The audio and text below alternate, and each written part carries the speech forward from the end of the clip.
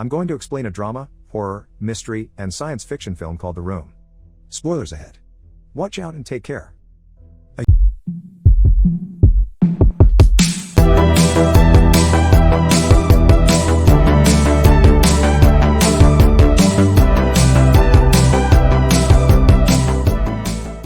Matt and Kate move into their new home in upstate New York. Both of them enjoy the early times of being a young married couple as they start anew. Their new house requires renovations and repairs here and there, so they start to work around it. Upon organizing the kitchen, Kate sees a dead bird inside a cabinet and goes outside to bury it. She gets distracted by Matt, who talks to her from the window and looks back to see the bird disappear. While throwing away stuff that came with the house, Matt notices something weird in the wall, so he tears the wallpaper to see it better. In there, he uncovers a large door with a weird keyhole. In an attempt to unlock the door, he rummages through the pile of old stuff and finds the key. Matt inserts it into the keyhole and immediately calls Kate to tell her about it. They open the door together, and the lights in the hallway suddenly flicker. Matt calls the power company to report the problem, and Kate senses something weird about the room, so she follows him. The following day, an operator from the power company arrives to inspect the cause of the surges. To his surprise, the wires in the basement are ancient and intertwined in such a weird-looking way. When Matt asks if he can do anything about it, the operator says that he has never seen anything like it. Before the operator leaves, he tells Matt about the home's previous owners who got murdered inside the house. Upon hearing the shocking news, he immediately does his research about it. In an old news article, Matt learns that the couple who died are named Paul and Madeline Schaefer.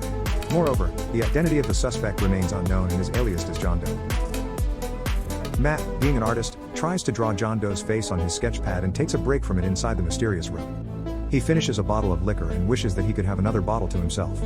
The lamp flickers, and to his surprise, another bottle appears. Matt examines the bottle and realizes that the room can grant wishes. Kate wakes up to the sound of flickering lights in the living room and goes upstairs to check on Matt. Inside the room, she finds him far beyond excited as space is filled with new stuff. Matt happily shows Kate an authentic Van Gogh painting and explains that the room can grant any material wish.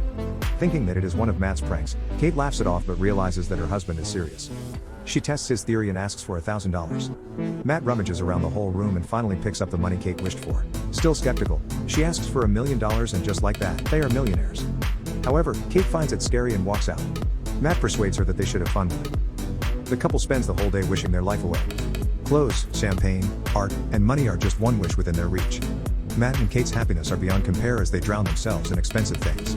At the end of the night, Kate questions how the room manages to grant their wishes, but Matt tells her not to worry about it. For the following days, their fun and lavishness know no bounds. Every time they make a wish, lights flicker, and so does the power source in the basement. They celebrate their overnight wealth by partying together inside the room with drinks and gifts. However, the fun and action do not last long. Kate wakes up the following morning feeling empty as the material things fail to fill a void inside her. Matt gets concerned about it and surprises her with a crib, hinting that they should try to have a baby. Contrary to his expectations, Kate gets upset about the surprise as she already had 2 miscarriages and storms out of the house. Later, Kate returns inside and spontaneously wishes for a child inside the mysterious room. As Matt learns about it, he gets mad that she did not consult him before wishing for a baby. Both get into a heated argument, Kate claiming that she did it as a shortcut to motherhood. Without the possibility of a miscarriage and the pain of childbirth, Kate explains that they could be happy that way. Matt is utterly against the idea and urges Kate to bring the baby back to the room to wish for the child's disappearance. At that moment, the couple enters the room, but Kate tearfully refuses to give up the baby. Instead, she hands the baby over to Matt, but he could not carry out the deed as well. He could not get himself to wish for the baby to disappear and returns it to his wife before walking away. Eventually, both of them decide to keep the baby, and they become parents overnight. While on his desk, Matt spots his unfinished drawing of John Doe and does more research about the incident that happened decades ago. He learns that the suspected murderer is still alive in a psychiatric hospital. In another archived news article, John Doe says that the room made him do it. Not long after, Matt drives to the psychiatric institution to meet with John in person and ask about the room. At his arrival, a nurse warns Matt that no one has visited John in 45 years, except for news reporters, so Matt enlists himself as one. Finally, Matt comes face to face with a much older John and starts questioning him about the house, especially the mysterious room. Displaying a sinister smile on his face, John tells Matt that he has been waiting for this moment for a long time. When Matt asks why John killed the Schaefers, John tells him that was the only way.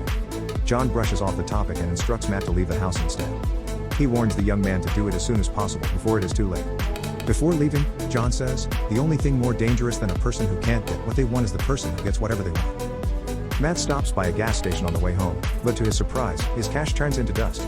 Because of this, he rushes home and throws away the remaining money in the room to see if it will turn out the same. Then, he tries to bring the Van Gogh painting by the door, confirming his theory that they cannot bring the things outside, or else it will turn into dust. In a fit of rage, Matt breaks the walls to know the mystery behind the room, but to no avail.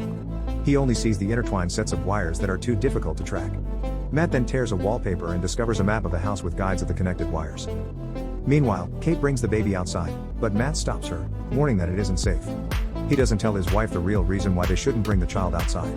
Not long after, the baby screams uncontrollably, as if it is in pain. While hearing it, Matt has second thoughts about helping Kate and the baby, but he eventually comes to their rescue. Outdoors, the baby mysteriously ages to a young child in a matter of seconds. Once they re-enter the house, the couple could not believe what is in front of them while looking at the grown boy. Later that day, Matt reveals that the room can grant anything that their heart desires, but under the condition that they cannot bring it outside. If they do, the thing ages and turns into dust. Kate replies that a baby is not a thing and is unaccepting that she cannot bring their son outside. She becomes fond of the boy who she claims to be her son and names him Shane. For the next few days, Kate homeschools Shane and explains that he cannot leave home because of the dangerous germs outside. One day, Shane becomes impatient while Kate teaches him how to read, causing him to throw a tantrum. His whole life, Shane has never experienced how it is to be outside. All he has ever known is the walls of the home he can never leave. Later, Kate receives a package outside and locks the door whenever she goes in and out. She gives the package to Matt, who ordered it, and unboxes a brand new gun. Unfortunately, Kate leaves the front door unlocked and completely forgets about it. While she is busy playing the piano, Shane sneakily makes his way to the front door and opens it unnoticed. He sticks his hand outside and feels the fresh breeze, deeply curious about the outdoors. Suddenly, Kate notices it and rushes to her son angrily. She embraces Shane, relieved that he is safe and unharmed. To prevent Shane from sneaking out, the couple decides to block every window with planks of wood. That night, Kate wakes up to Shane beside her bed, asking if he could sleep beside her. The boy tells his mother that he wants to be with her forever, making Kate hold him closer. However, her words fail to bring ease to Shane's mind as he still looks worried.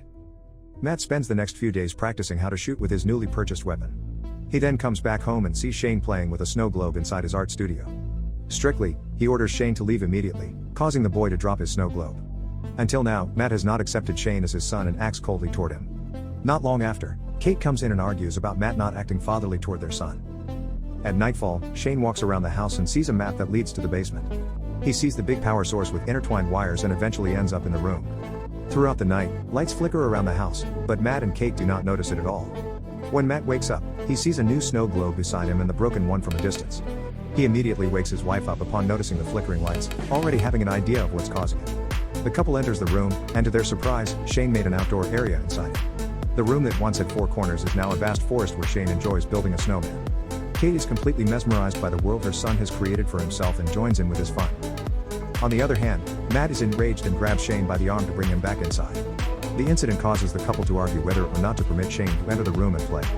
Matt insists that it is dangerous, but Kate thinks otherwise.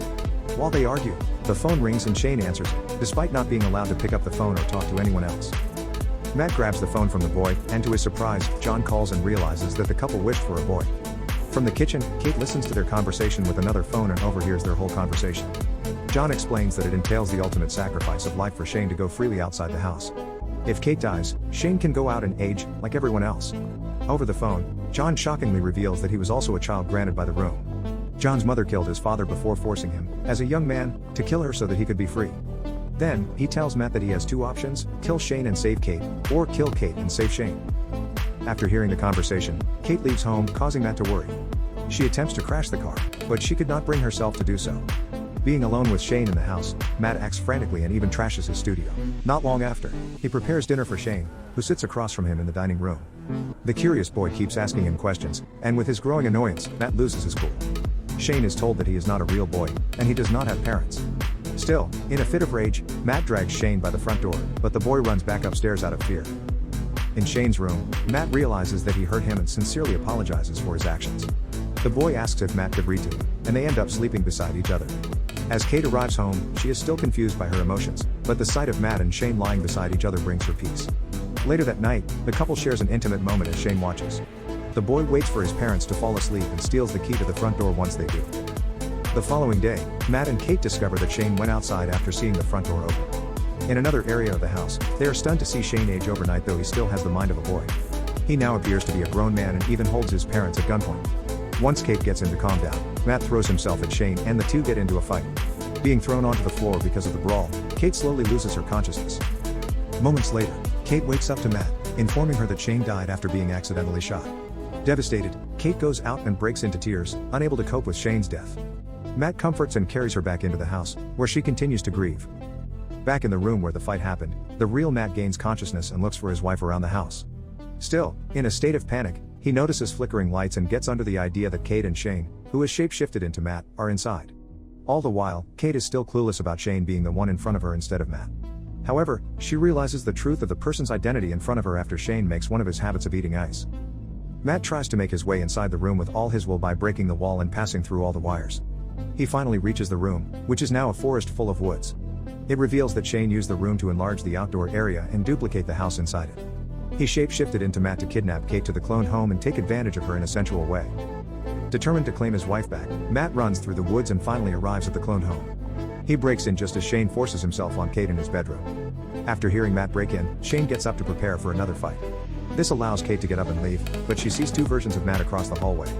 Her dilemma at the moment is beyond compare as the two have an uncanny resemblance. One of them grabs her by the hand, but she pushes him after calling out Shane's name, which grabs his attention. Shane loses his consciousness after falling down the stairs and transforms into his real appearance. Meanwhile, Matt and Kate cannot get out of the room because Shane keeps wishing for them to be trapped inside.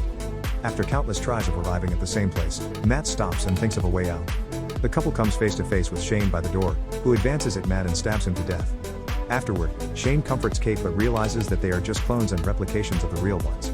Matt and Kate quickly run to the room's exit through the woods while being chased by Shane, who grows more aggressive after being tricked.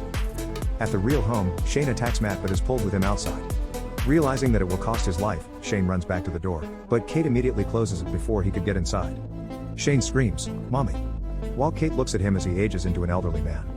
He walks slowly as his body decays and eventually turns into dust. Despite his faults, Kate still cries over his body, having spent a significant amount of time with him as her son. At that moment, the couple clings to each other after a traumatizing day.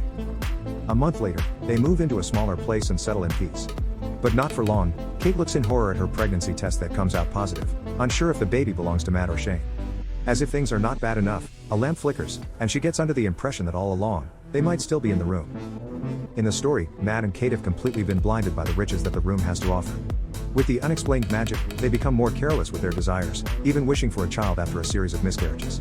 The flickering light at their new apartment at the end gives a slim possibility of them still being in the room, or a glitch in the building may also cause it. Among the most shocking revelations is Kate's pregnancy, which could be Matt's or Shane's child. The night before the big incident, Kate and Matt made love, but the grown Shane also assaulted her in the clone home.